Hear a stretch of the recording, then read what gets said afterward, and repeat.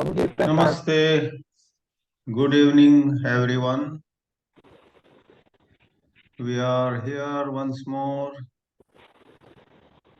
and our concern this evening is morality. I consider this as one of the most challenging topics, and for decades I have been wondering what true morality is after all. On one hand, it's a popular topic. Everybody wants to call this moral and that immoral, this right and that wrong. Everybody is opinionated on 100 issues, hastily putting things in this camp or that camp, in this box or that box. There is so much of dust rising in the name of morality, but really speaking, when we think dispassionately about what morality is, it's extremely difficult to define. No wonder Krishnaji makes a scathing attack on ideas of morality, saying social morality is immoral. He calls social morality immoral for through his very profound insights, he sees clearly that in the name of morality, the human mind creates its own comfort zones, its own zones of security, respectability, and some kind of privileges that it gives to itself. A bunch of us, for example, can get together, form an institution, form a club, form a society, form a trust, form a religious or some other organization, political, social, and then we publish a charter. We give our own definitions, and then begins the big confusion. On one hand, having defined morality with our limited intelligence, we ourselves suffer under the weight of what we have conceptualized, and on the other, really having no right to do so, we begin to judge the so called others. They don't know anything, we only know, and so on. In other words, in order to truly appreciate morality, it requires a quiet, attentive mind, and alas, hardly any one of us has such an attentive, quiet mind. Morality generally is taken as something that can be determined as per certain lists of do's and don'ts. Somebody would say to tell a lie is immoral, to speak truth is moral. And the person who says that for a while at least feels great about himself. I defined morality and so on. But even the simple business of speaking truth and not telling lies is not as simple as we imagine. Human mind is too clever to speak such truths which are convenient to oneself, to avoid such lies which again serve the purpose of one's self-interest. Human mind being very clever, very manipulative, consciously or unconsciously, we have always been living a compromised life. Generally, we'd go about defining right and wrong with some concepts of should and should not. So and so should behave this way and should not behave in another way. But then these shoulds and should nots generally get defined with limited information being available to us. As we ponder issues deeply and with more information being available to us, a number of our shoulds and should nots fall by the roadside. Therefore, it has been rightly said by some very wise thinkers that morality is not a matter of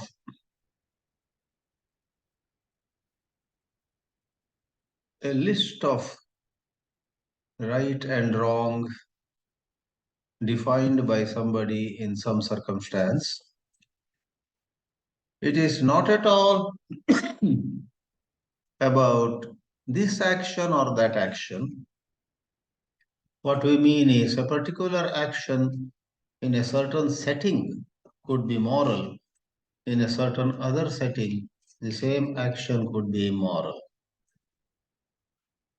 So it's not particular actions, and we would dare say it's not even particular words that are uttered, and we perhaps can go to the extent of saying it's not even particular thoughts, thought patterns that we may entertain, which get the stamp of being moral.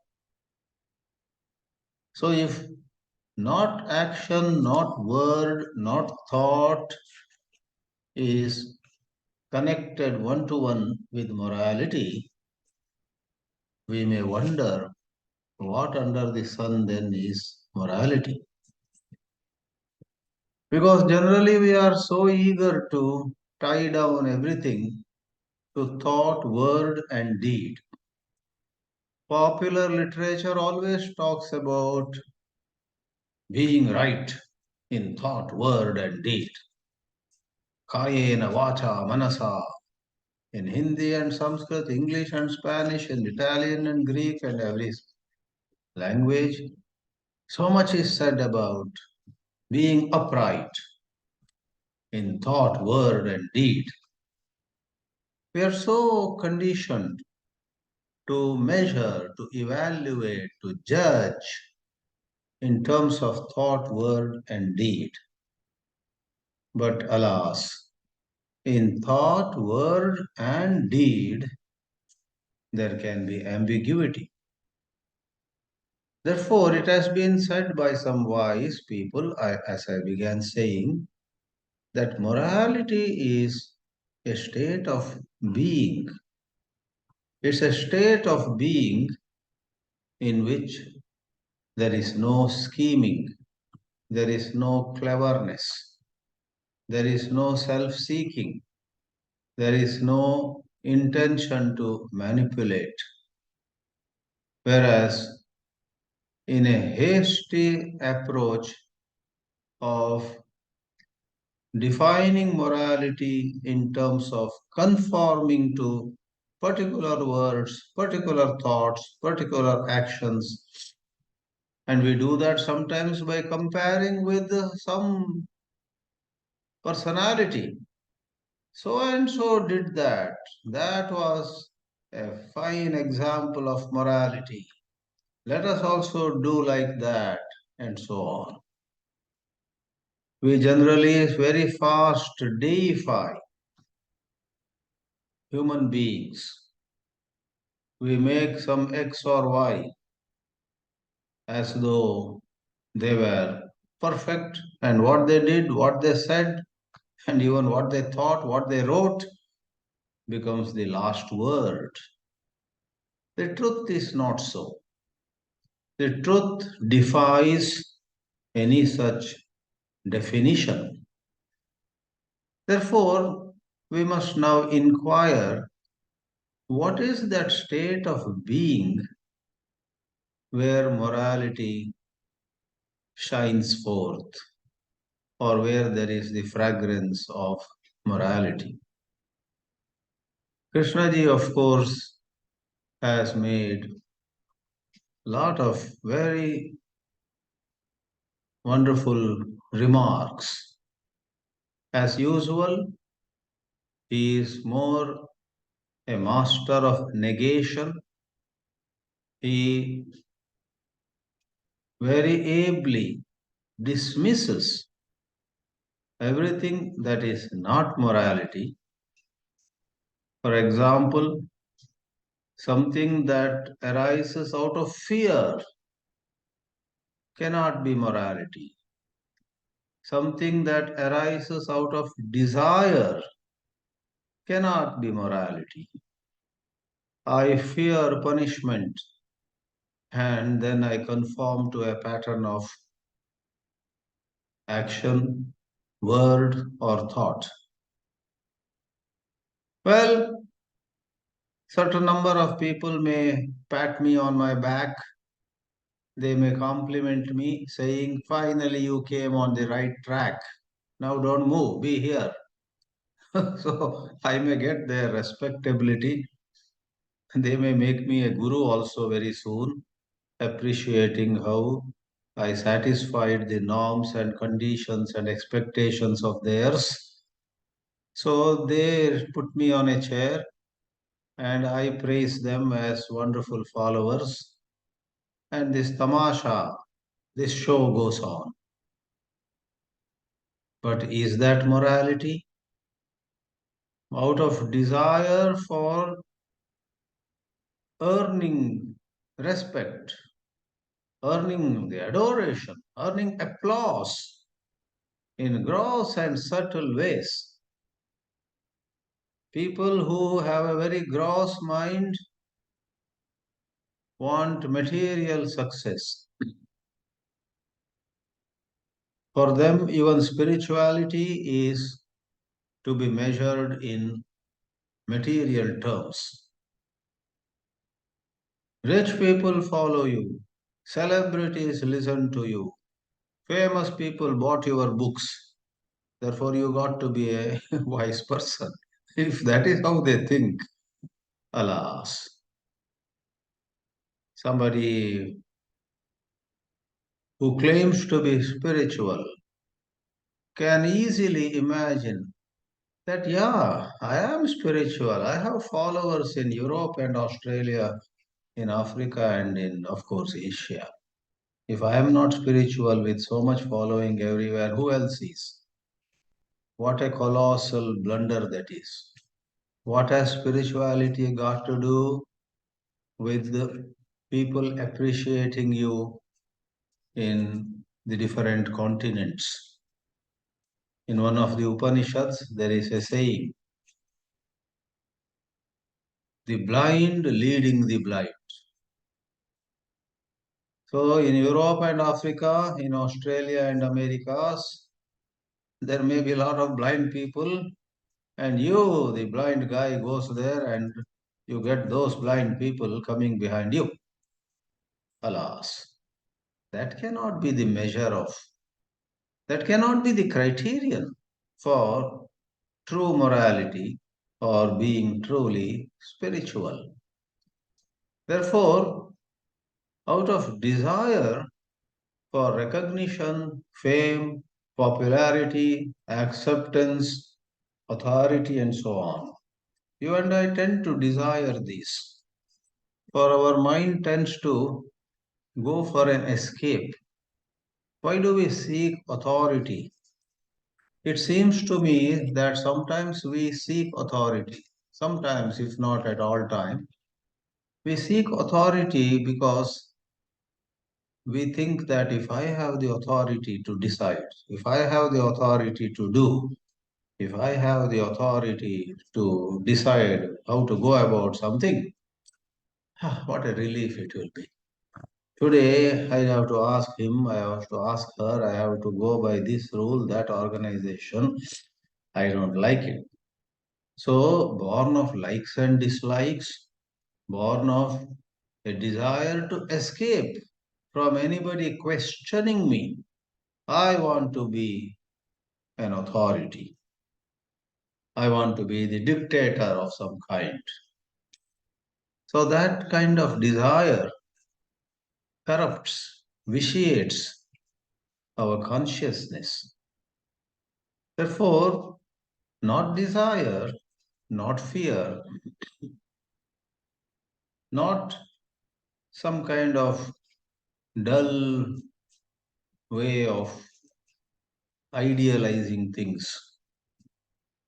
That is another area where we tend to be hasty. We hastily make a model, make a framework.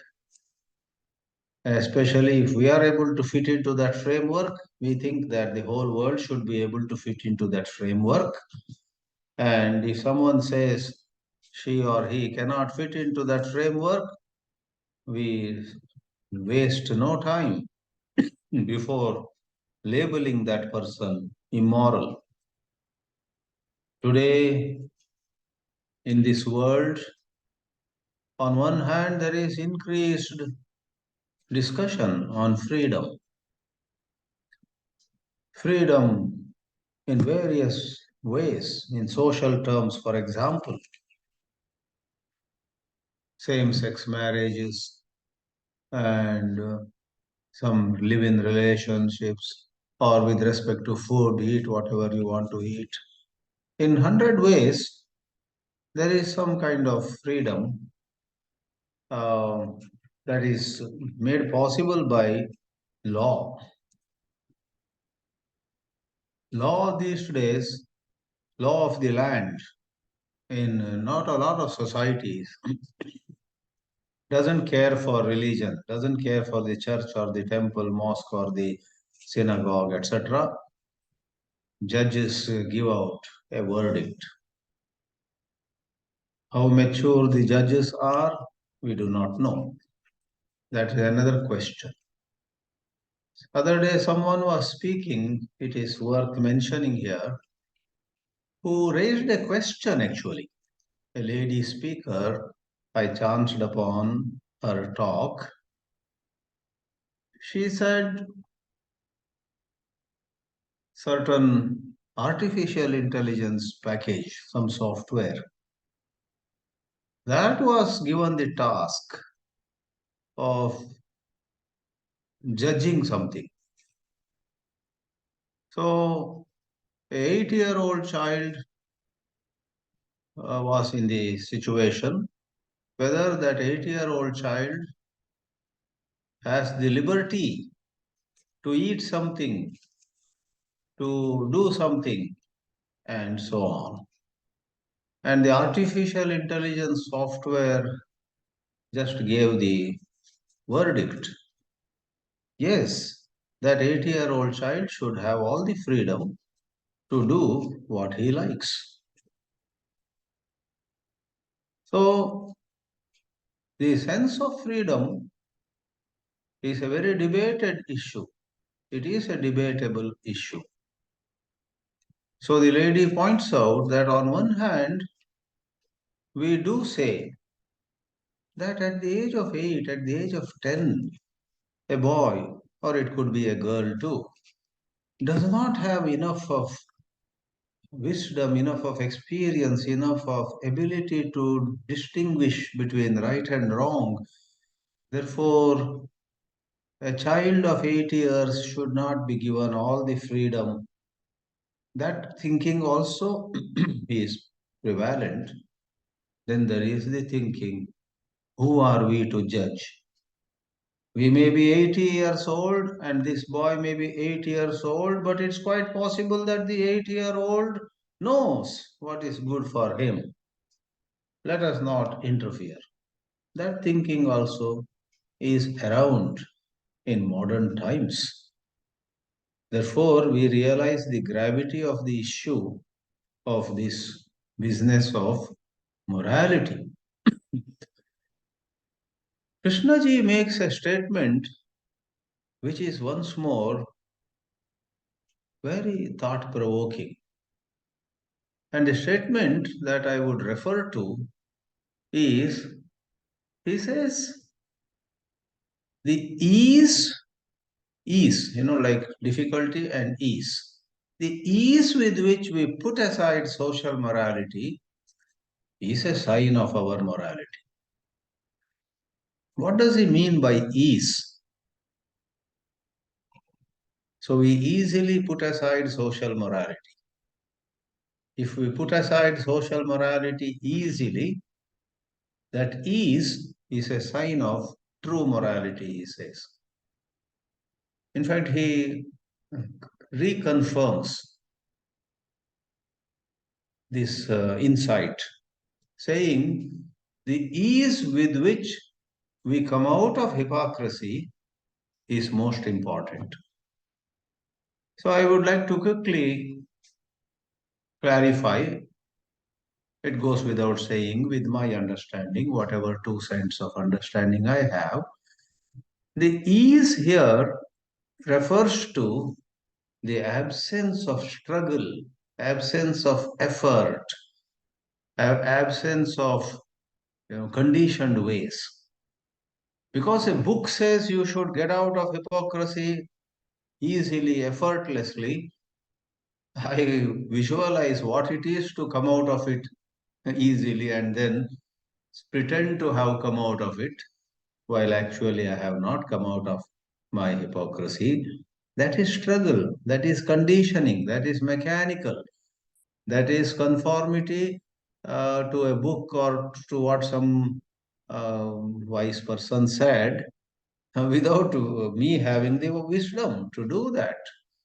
Therefore, perhaps a little elucidation, a little elaboration on this should be enough, and then I will stop my sharing. This business of ease refers once more to a state of being. Rather than being in the grip of some ideas, either for something or against something, if there is an insight in us which exposes our being prejudiced, our being biased towards this camp or that camp, our being bound or committed to a particular school of thought, a particular philosophy, and so on, if there is an insight that exposes our being caught by something, then that insight first makes us very uncomfortable with our belonging here or there, first makes us realize, hey, I talk of freedom, but I am mechanically tied down to this particular group, political group, philosophical group, religious group, ethnic group, linguistic group, professional group. Some group or the other wins over our membership, and we generally unconsciously belong to a certain group. Alertness or attention is to wake us up of that unconscious state and to make us notice. And when we notice that, there may be certain discomfort in the beginning, but as we stay aware of our conditionings, certain letting go takes place. And when out of that understanding, out of that exposure leading to understanding, there is letting go, then walking out of our own hypocrisy is easy. Obviously, we walk out not because of fear of punishment, we walk out not because of desire of reward, but we walk out of their clarity of understanding. Therefore, that state of being is marked by freedom. In freedom, there is this attention, steady attention, and of course, attention can never be a repetitive affair. Attention is not a technique which we follow. It's not something that you generate in yourself. Okay, let me be attentive now. Next 2 minutes, let me be attentive. Moment we think of attention as something to be evoked, something to be aroused, something to be engineered out of our own bosom, it is no attention at all. Therefore, to reflect on what attention is not can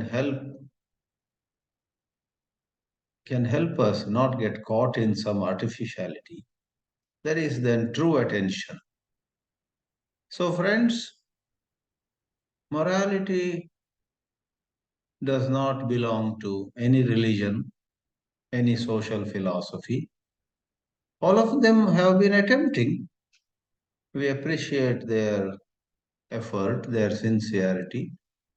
They pray, they do many things to come upon a truly moral life that deserves to be appreciated. We know that Krishnaji, in his own way, had certain special respect for sannyasis, monks, and so on. Not because he truly admired the way they were living, but he, as we are given to understand, he sort of appreciated that here was a lady, here was a man who for years had been trying to uh, be free, pursuing freedom on a certain quest. Being on a quest in right or wrong way, itself deserved certain appreciation. Therefore, it may be said that the effort on the part of religions and other systems to come to true morality, we appreciate, but morality somehow slips through the fingers. It escapes anybody's hold, anybody's grasp. Therefore, it is only through a lot of quiet, intense, unbridled, unconditioned self observation and observation of things happening around us also without any bias that we could be freed from certain shackles, and then we may come upon morality without even planning to do so, without aiming at it. We may come upon a state of certain freedom, certain inner silence, and then true morality then shines forth. It's not possible to define morality.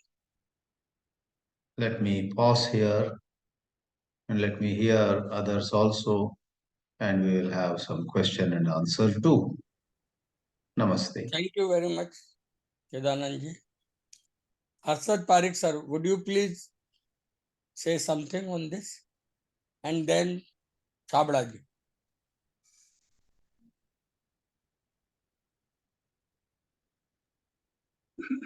Yeah, are you able to hear my voice?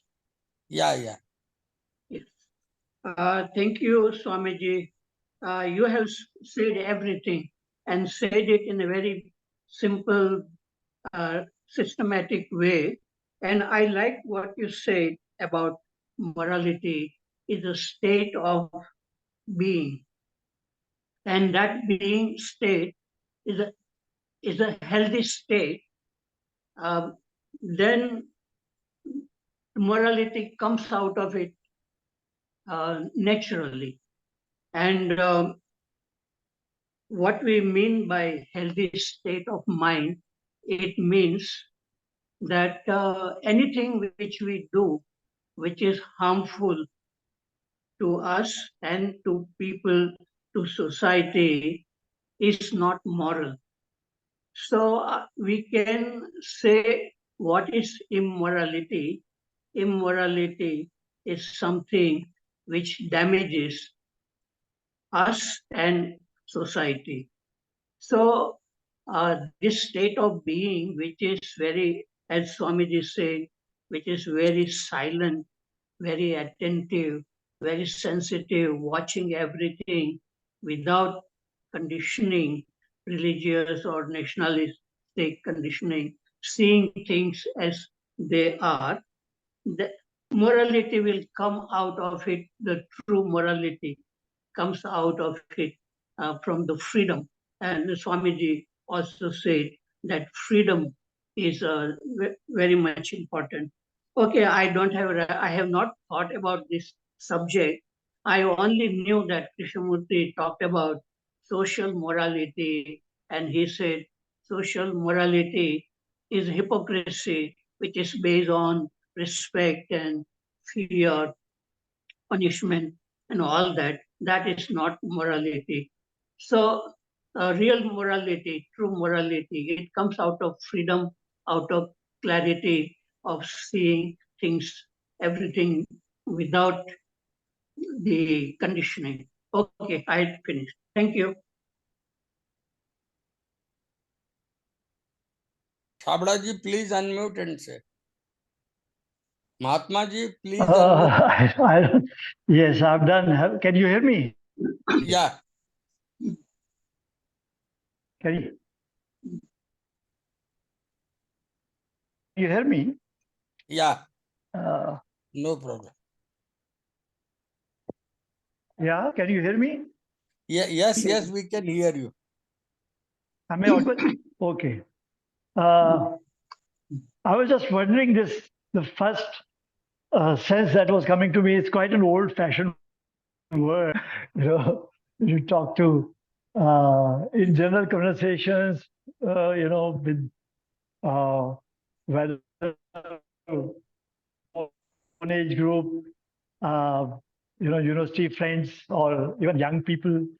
Uh, it's uh, general sense is always what you observe is where you are at ease, or and you are okay with that. That seems to be you know uh, all right. You don't even call it moral, or don't get into this moral immoral. And um, sometimes it maybe it's good to I think I mentioned earlier also, generally uh, use different vocabulary, not say right wrong, not say moral immoral. uh, if there is a things flow, that means there's certain coherence,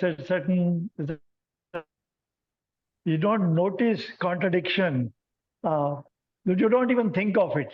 The moment you start thinking about something, that this is whether it is so or not, then there is something already uh, maybe not quite in place, or there's some incoherence that you want to move in a particular direction, but actually you are ending up doing things that will not take you in that direction. So, and that one can notice. Uh, so,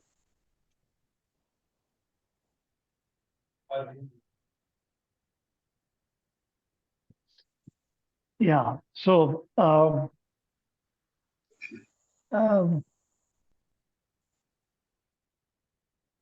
so what I was wondering also this connection. I would like Swamiji to little. Maybe I missed it of poor net connection and all this connection between attention. He was talking about attention. Uh, uh, how he brought into relation with this issue of morality. Um, Not that there's no connection, but I just wanted to understand how, in what uh, sequence it came in. I didn't get that. I missed it. Uh,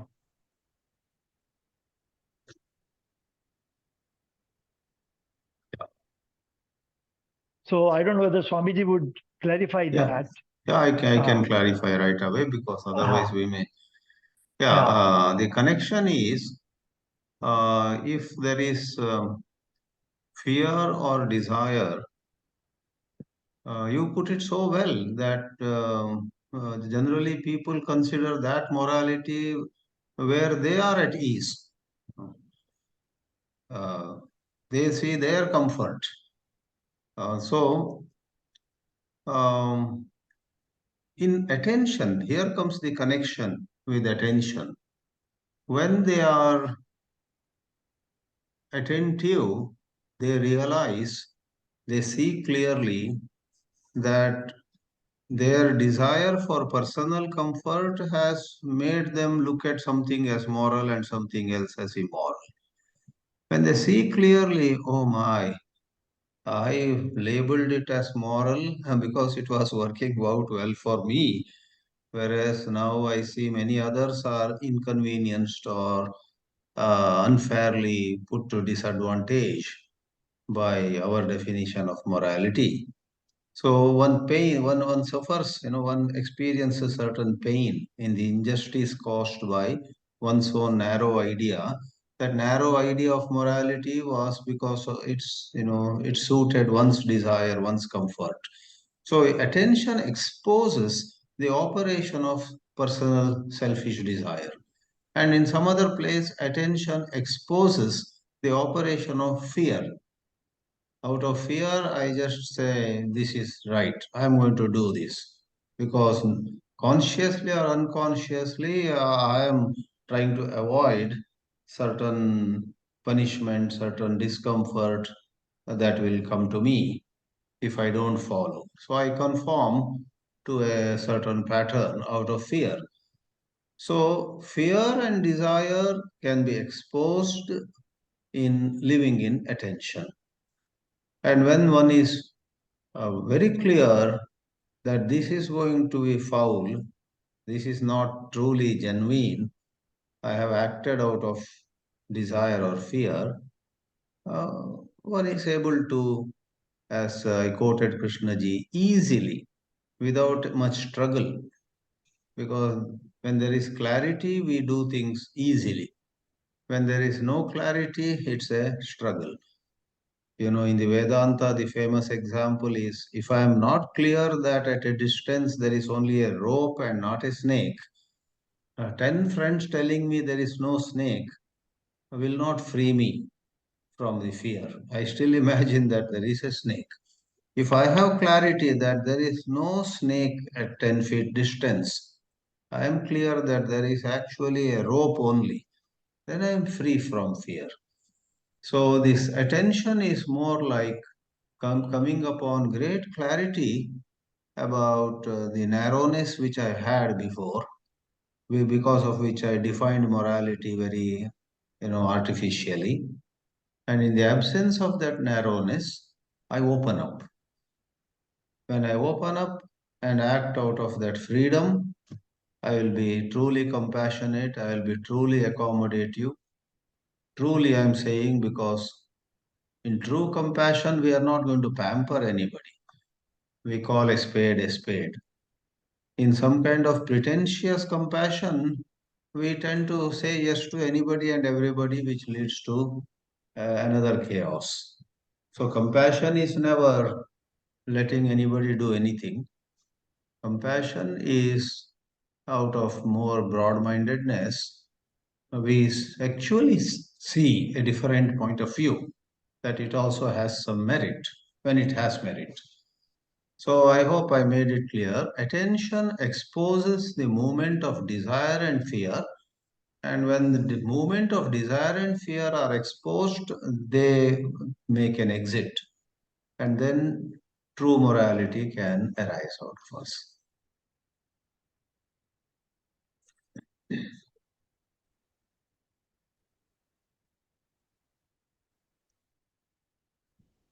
Mahatma ji, So,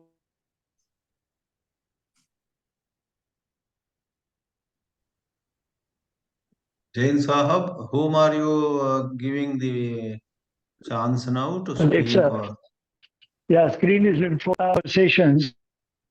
And if I'm talking to, talking to people who are not familiar with this yeah, language, but morality is immorality, morality, the right thing is like,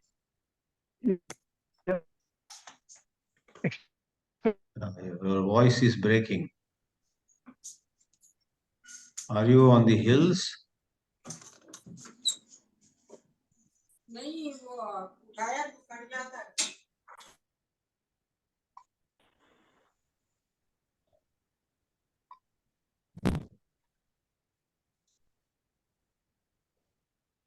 Vijay Chhabra ji, sir, voice is not coming.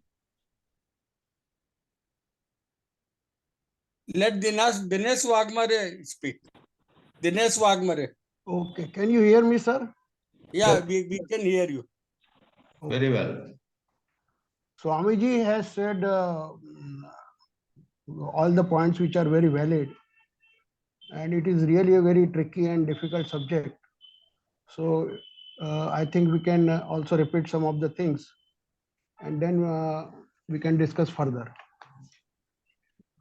Swamiji said that it's a state of being.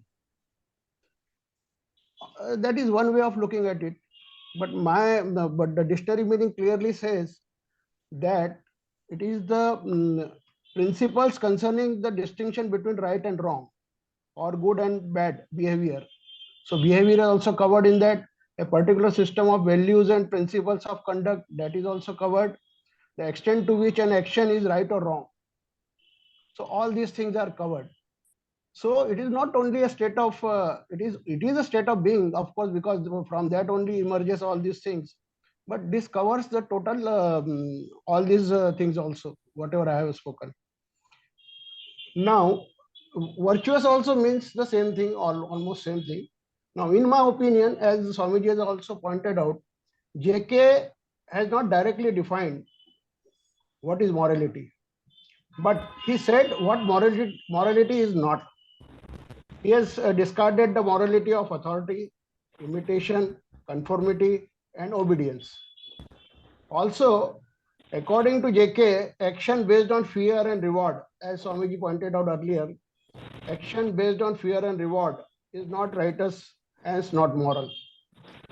Behavior based on ideological concept or principles is not moral. Life of routine and contentment is not moral either. Any conduct as per any fixed pattern is not moral. So he has said what morality is not. Then further he says he has given tremendous importance to freedom, as Swamiji has also pointed out, and said only out of freedom can come the virtue and skill in action. And for this freedom, in freedom there is attention, and only in this attention can goodness flower. So whatever Swamiji said, that is also covered in this. The action of intelligence, he has used word the action of intelligence, means it clearly indicates that one should have that much wisdom to have intelligence to act in a particular situation. The action of intelligence freed from incitement or corruption or compulsion is a true morality. Further, he says today's morality is based on individual security as pointed out by Swamiji also, this is the selfish system of morality. This is morality of ideals and not of actual. The ideal is love, is to love one another, not to kill, not to exploit, and so on.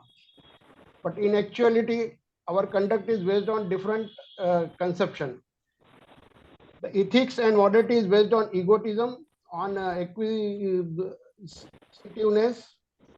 on fear, on self-protectiveness. So that's what he said.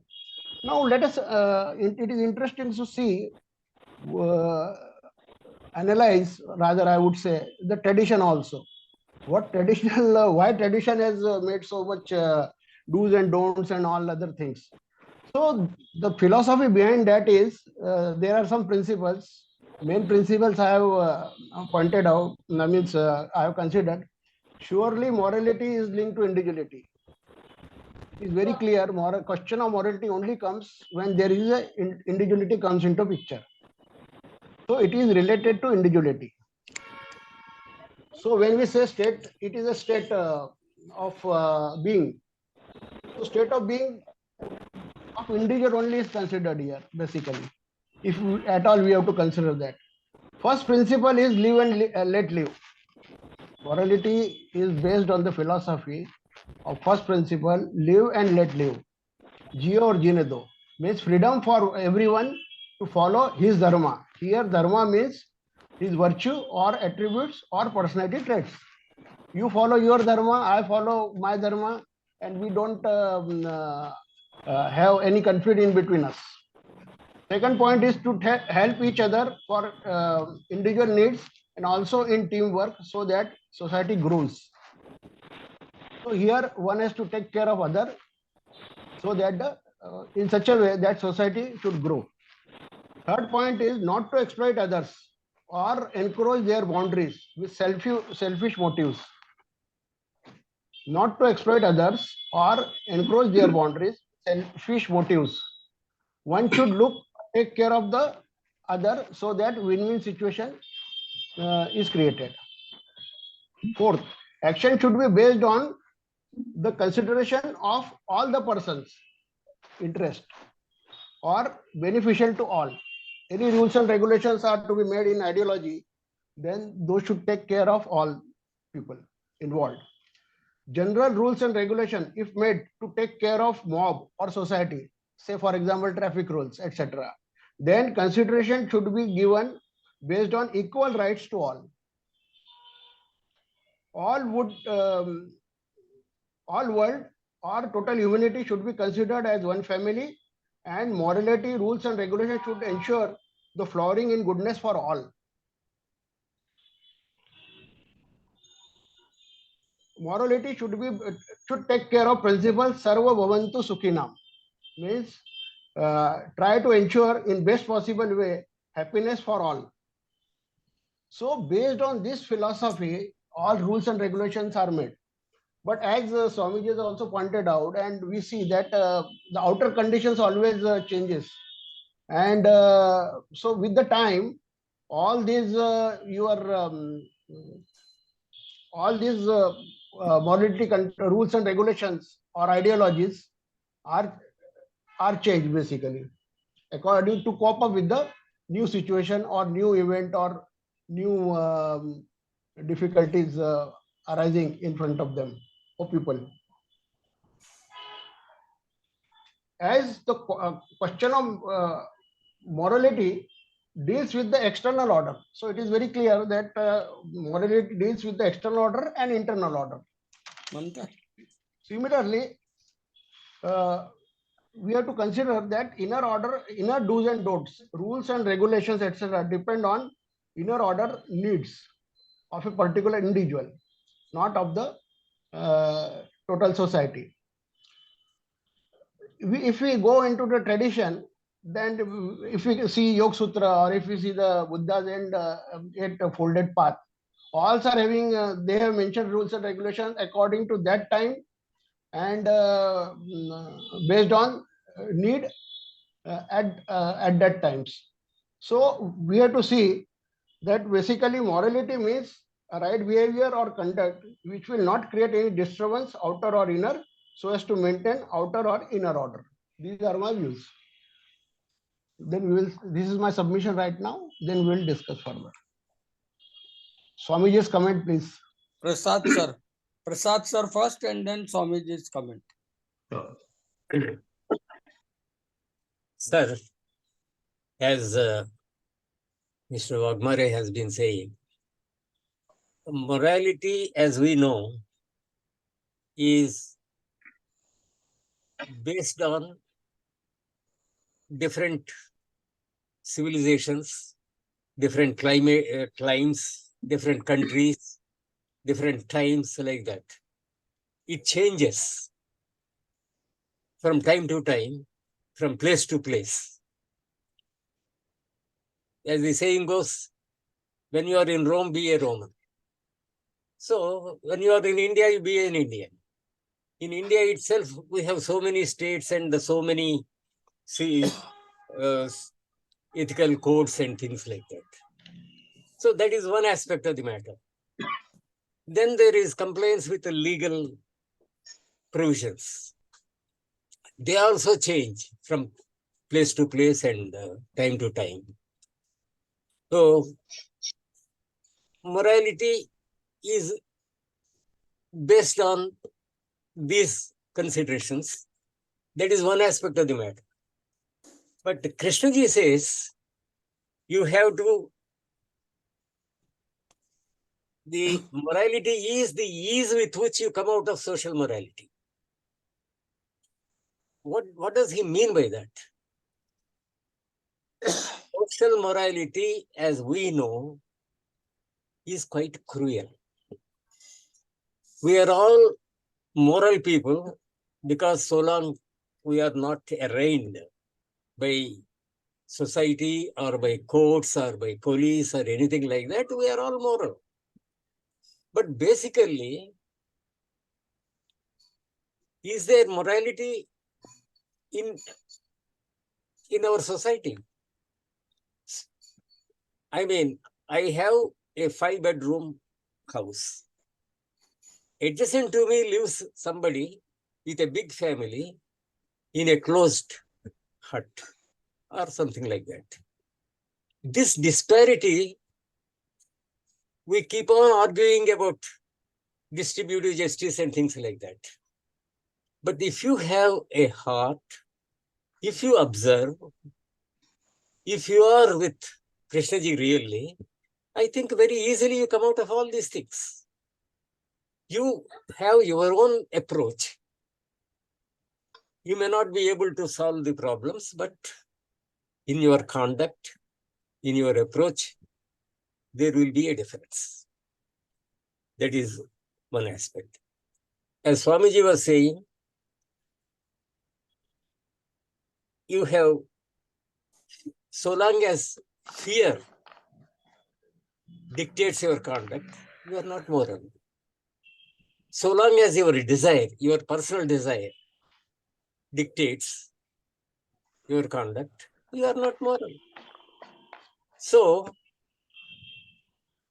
let us, I mean, it may not be quite appropriate to discuss the personal life of Krishnaji, but he had his own approach.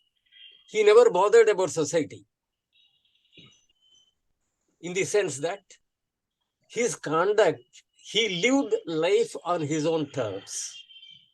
His terms are based on compassion, love, and things like that. So, you see his life with Rosalind. We know all of us know that. Is it moral or immoral? I think it is moral. Because so long as it is based upon not simply his needs, but upon the consideration of the needs of the other party, and there is a love in that relationship, it's moral on his terms. For us, it is immoral. It is absolutely immoral so long as our normal social morality is concerned. So we have to live life on different terms, not on conformity, not on obedience and things like that. Conformity is quite easy and you are not expecting any change in society. Only those people who are convinced that social morality is no morality, only then there is a different society and they are the harbingers of a new society.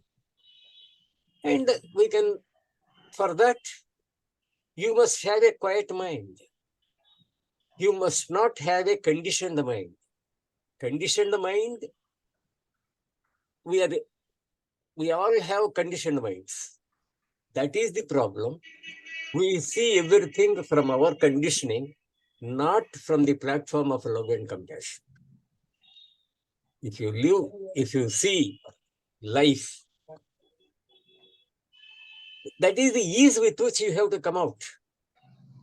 Similarly, his idea of God is some of us find it very difficult to come out. But once you realize that it is only an invention of your brain, that God is your invention, once you perceive that, it's quite easy to come out. Similarly, it is quite easy to come out of social morality on other aspects. You have only to observe it with an open mind. I mean, I think somewhere he objected to the word open mind. He said free mind. Free mind has no baggage of tradition or anything. It is just free. It is not conditioned. So if you observe with that conditioned mind, free of that conditioned mind, then whatever action you take, if you have love in your heart, whatever action you take, that will be all right. That may not be moral according to society, but it is moral from the perspective of somebody who acts from platform of love. Thank you, sir. Chidanandji, would you please like to say something at this juncture? Certainly. Just in 2 minutes, I would like to say that both Dinesh Waghmare and Prasad Mulupuri have thrown light on the dual dimension of morality. That is, there may be certain profound, deep principles which Krishnaji touches upon. However, there are simpler expressions of it which may have limitations. So, for example, Dinesh Waghmare gave a list of what is known as morality, Gio or Gine Do, to live and let others live and so on. One thing about such expressions, I would call them definitions or expressions or how it is put, how morality is put. One thing about such expressions is it makes sense to a lot of people. Whereas when you say it's a state of being, it goes above the head of a lot of people. But then, why should we give such advanced pointers or definitions, indicators like it's a state of being? For the simple reason that this long list of various commandments, various do's and don'ts, various instructions, they look quite adequate, but those definitions are not really adequate. For example, to live and let live, broadly speaking, gives certain guidance. But in life, there are so many occasions where we need to bypass that rule. For self-defense, sometimes one has to kill, one has to be violent also. Prasad Mulupuri rightly raised the issue of Rosalind and those things. So, in some of these extraordinary and very unusual scenarios, the normal definitions of what is right and what is wrong break down. I compare it with how Newtonian physics breaks down when you are going into certain settings. In certain settings where particles are moving at speeds closer to that of light, Newton's physics breaks down. Not otherwise. If it is even in case of Harshadji would know better physics, even case of rockets, etc., goes strictly according to Newton's physics. Landing on the moon or some satellite rotating around the earth or something going to Jupiter tomorrow, all of them are within Newton's framework.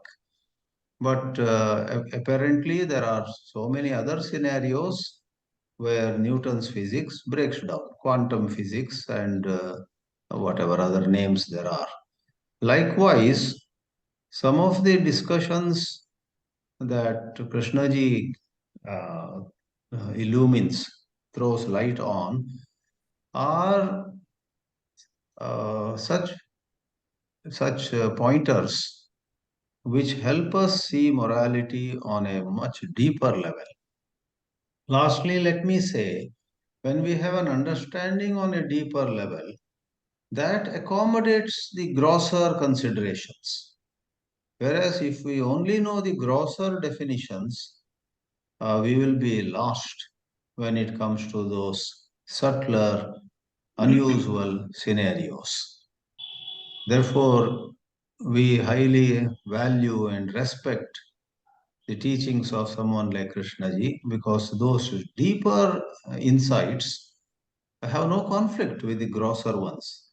The grosser ones will sit in their proper places when there is an understanding of the deeper dynamics of morality. That's what I would say. Thank you very much, sir. Pradeep ji. Am I audible? Audible. Because today my throat is little in a different mood. So it was interesting to listen to Chhabra ji. One important point: anything that leads to thinking and thought creates some sort of problem somewhere. And this is what we are doing right now. This is what is. All the topics lead to some sort of discussion ever. And Prasad ji also raised very important point. Raise means he appreciated that with ease, if you can come out, who can come out with ease? So that means simply it is, JK is saying that when a person who is not attached to anything comes out with ease, he has the plasticity.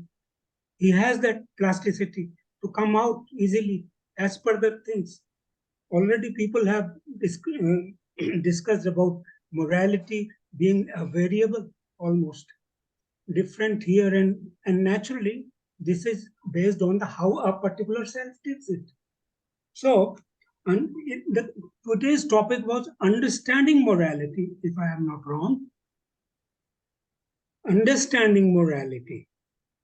Both the words are important for me. The self, me the self, otherwise these would not have come for discussion.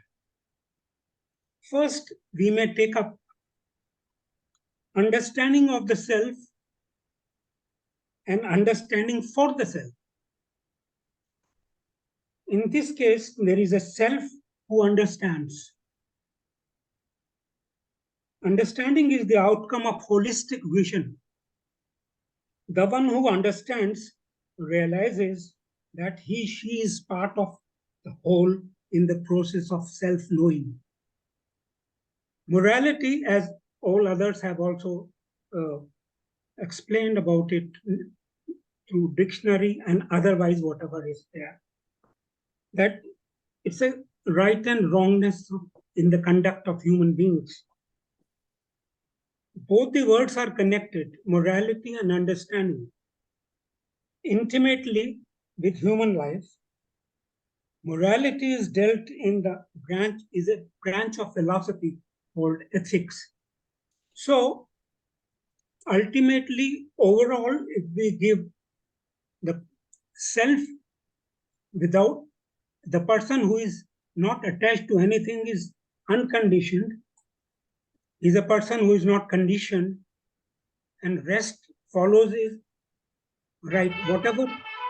Whatever happens to that person will be right always, because that self is not interfering. So ultimately, the base thing is whether attention also. Why attention is important? Because that is the point where least self is there. So that can give you the reality of a challenge. So this is what I feel. Ultimately, it is conditioning. You see, whether the self is talking about morality, and naturally the self is talking about morality in our case, if I'm not wrong. And unconditioned person, whether he knows that he is doing, the moment he says, I know what is right, he is trapped. So likewise, this is a complicated issue this way. But if we say it honestly that we are all selves, and whatever as a self we are discussing, but through discussion, whether one can lead to morality. That is what my simple submission is. Thank you very much for giving me time. Ravi Kaushal.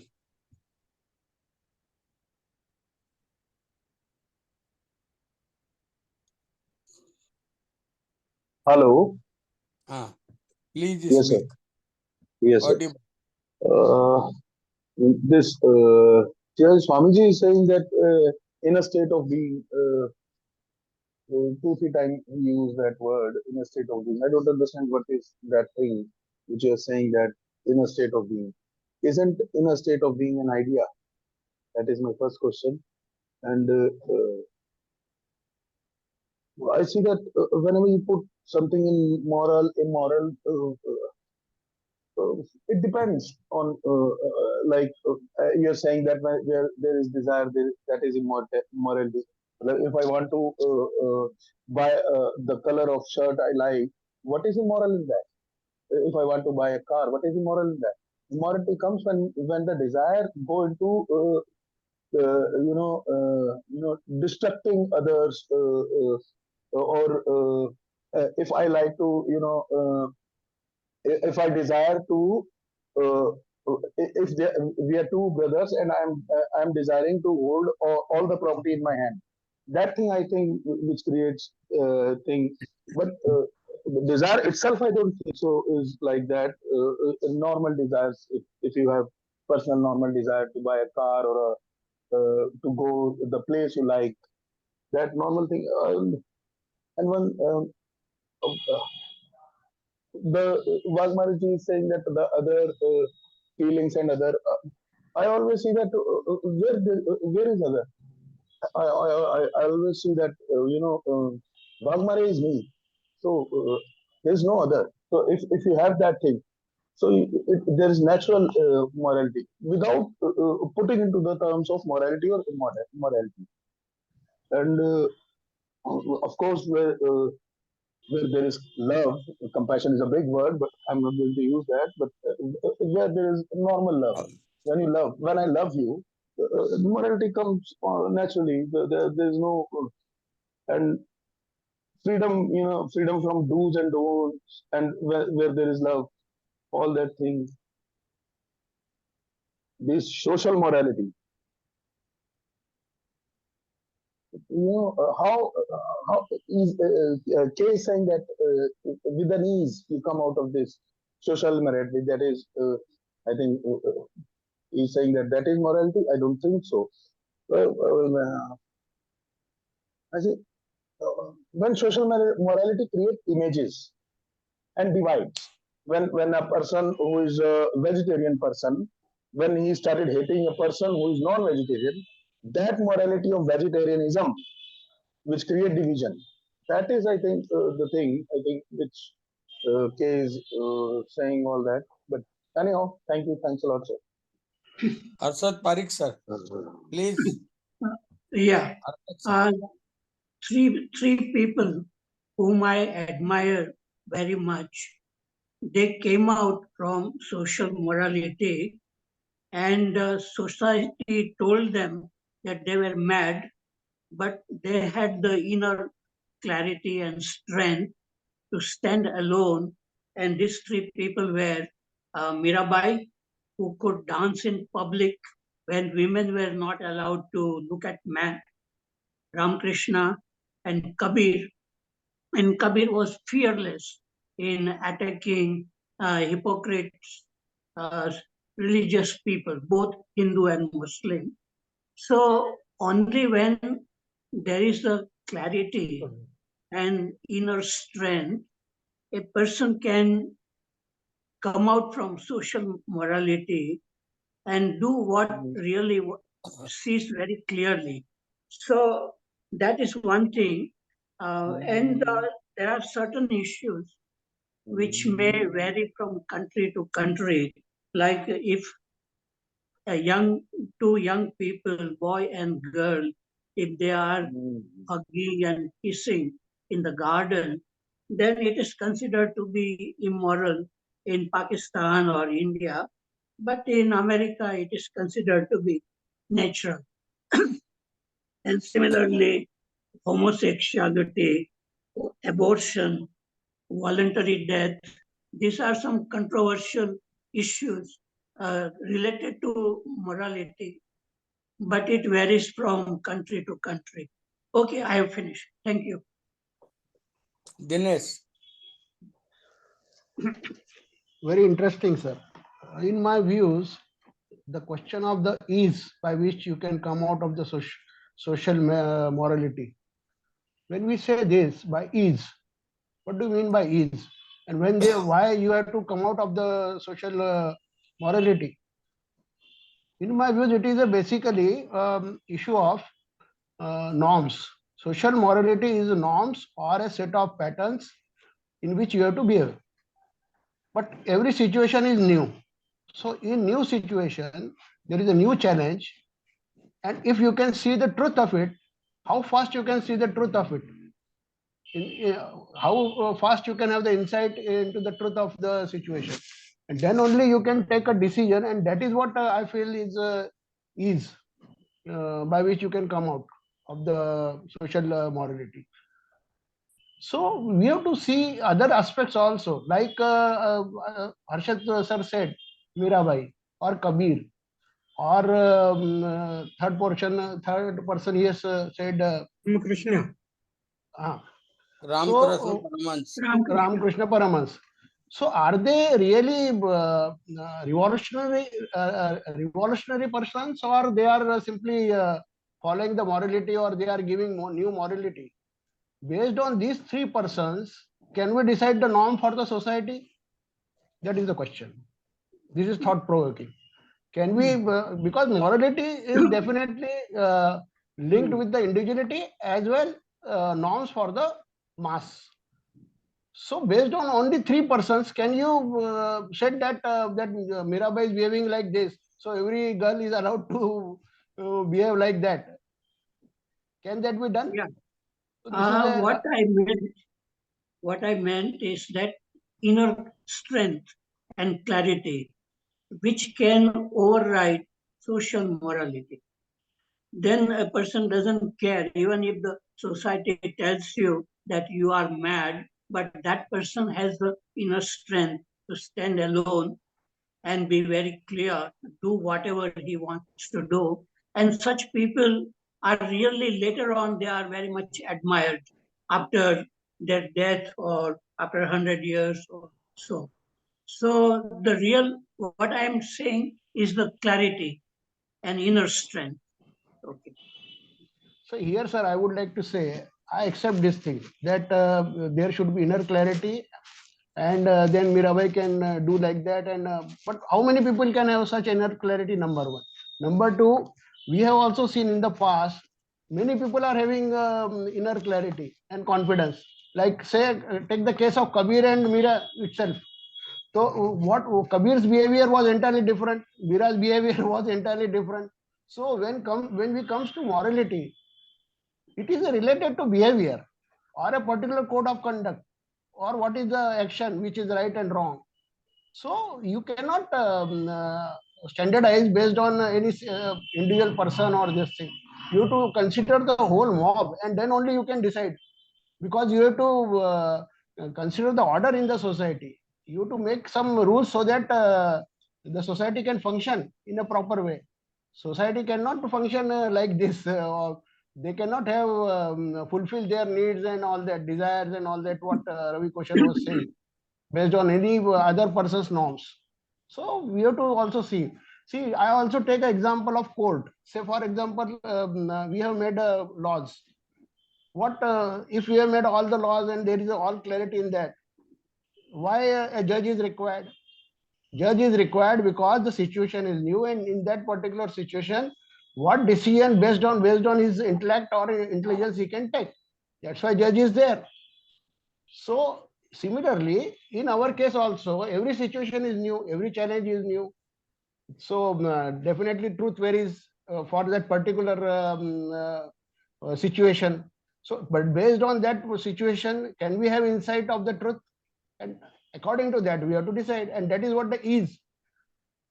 If the person is having wisdom, by how much ease he can come out of that, or he can decide, or decision comes, or perception becomes action.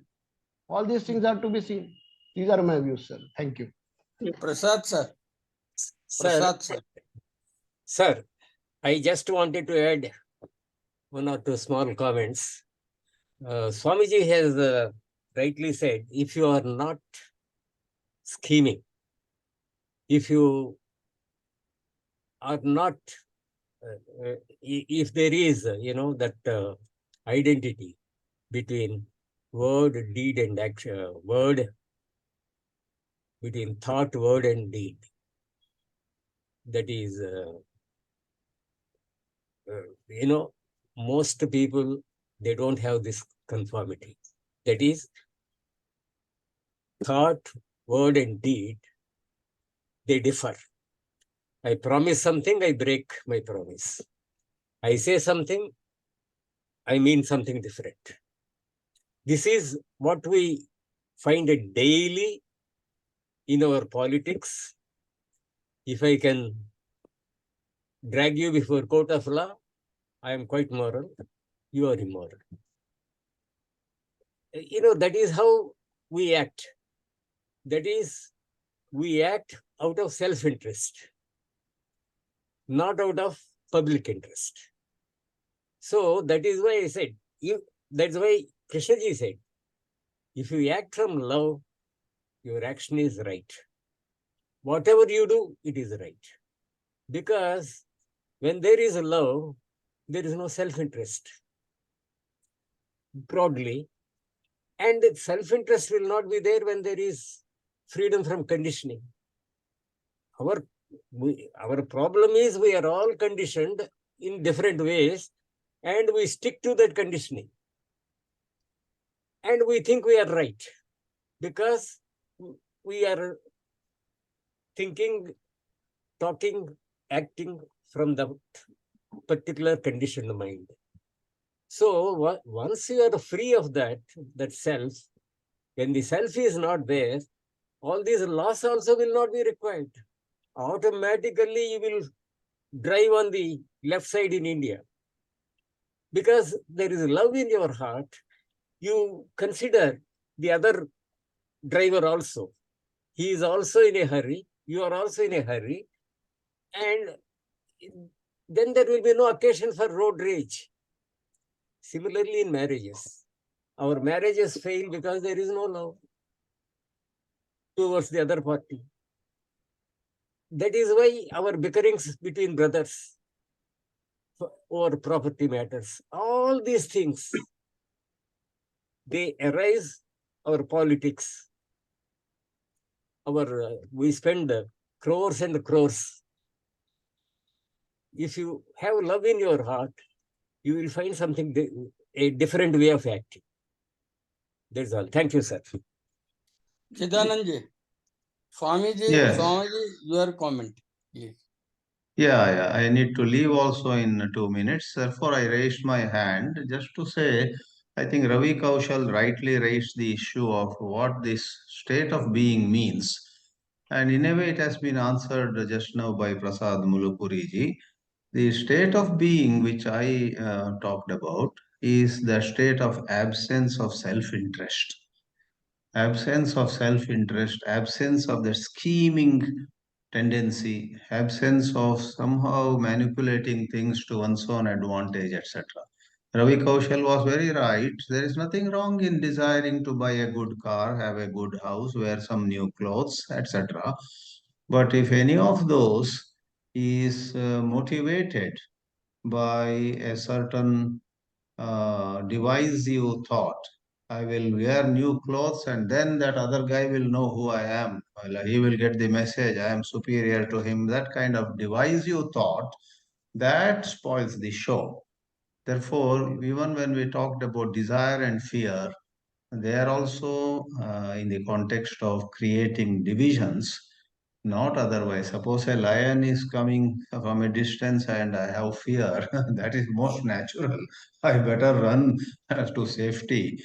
Either a lion or a terrorist or anybody who can be dangerous. So to protect ourselves is a natural tendency, but there are fears arising from psychological factors where belief and some prejudice are the basis. This way, I would state that the state of being is the state of absence of uh, the scheming self, little I. Thank you. Pradeep ji, please Just finish just it a small within thing. 2 minutes. Almost. Harshad Bhai talked about three personalities or three images that are there in his mind. He was talking about Mirabai, who was obsessed virtually with the image of Krishna. Absolutely.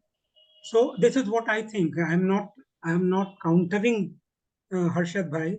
I'm simply telling my view. She was so much obsessed with that image of Krishna that she could overlook every other thing, society. You see, she didn't bother, she doesn't have to bother. Virtually she became mad after that image. You see, there is a lot of psychoanalytical work has been done on Meera, and other person is that great man. Kabir, of course, he had nothing to lose. He had Ramakrishna. absolutely a very simple person who had knowledge about the superficiality of Hindus and Muslims both in his time, and he had nothing to lose. So he was a poor weaver, not bothered about anything, saying with clarity. Of course, he had a great clarity. That's why that book is there, Krishnamurti and Sant Kabir, by Rohit Mehta and Mrs. Mehta. And likewise, the third person was greatly obsessed with mother figure. The third person, he was so attached to mother that somebody, that there are stories, through stories only I came to know that someone came and then touched with this thing, his mind. So he's out of that attachment with the mother. So these were highly attached. I am not saying that something is wrong with that, but it is a fact that they are attached to some images, and she was running with the image of that Krishna in the stories. I have come to know only through stories, but this we can't say. I can't say anything because of this behavior of these three personalities, they were great moralists. That is my opinion. Sorry, Harshad bhai, I am not countering you at all. No, Thank you, Pradeep ji. Everything is all right. Time is 7:31. So, Modak, please end it. Sorry for taking 1 minute. Okay, it's okay. Good. It is moral. Sorry.